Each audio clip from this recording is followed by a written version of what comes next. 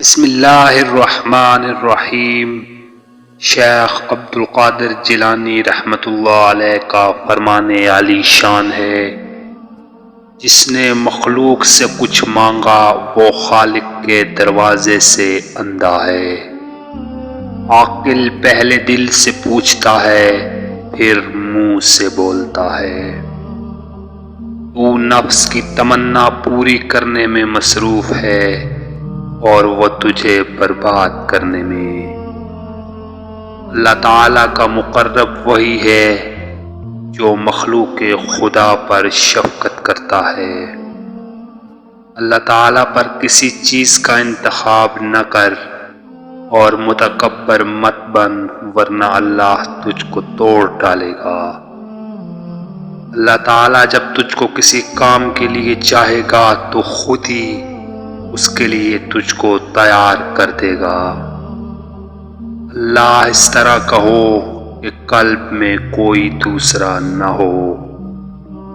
اگر مجھے اللہ کی شرم نہ ہوتی تو میں تم میں سے ہر شخص کے دروازے پر آتا اور اس کا مہمان بن کر اس کا کان ملتا اور اس کو تہذیب و آداب سکھاتا۔ بجز اپنی اور اپنے بچوں کی ضروریات کے گھر سے باہر مت نکلو۔ ہماری غیبت کرنے والے ہماری فلاح ہیں کہ ہمیں خراج دیتے ہیں، یعنی وہ اپنے تمام اعمال صالح ہمارے نام منتقل کر دیتے ہیں۔ ہے عمل کرنے والے اخلاص پیدا کر، ورنہ فضول مشقت ہے۔ اسے دیکھو جو تمہیں دیکھتا ہے، اس سے محبت کرو جو تم سے محبت کرتا ہے، اس کی سنو جو تمہاری سنتا ہے، اپنا ہاتھ اسے دو جو تھامنے کے لیے تیار ہے۔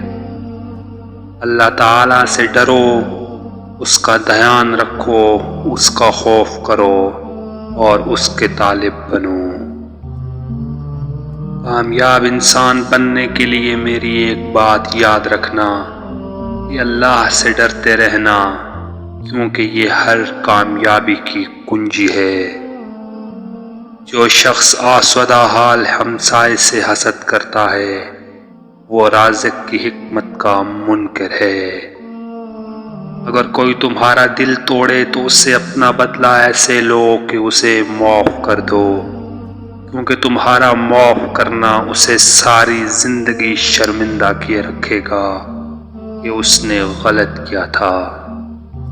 اللہ تم کو اپنے ذاتی عذاب سے ڈراتا ہے اور خدا بندوں پر بڑا شفقت کرنے والا ہے۔ اگر مصیبت یا خوشی قابل لحاظ ہے تو آخرت کی ہے جو پائیدار ہے، نہ کہ دنیا کی جو جلد فنا ہونے والی ہے۔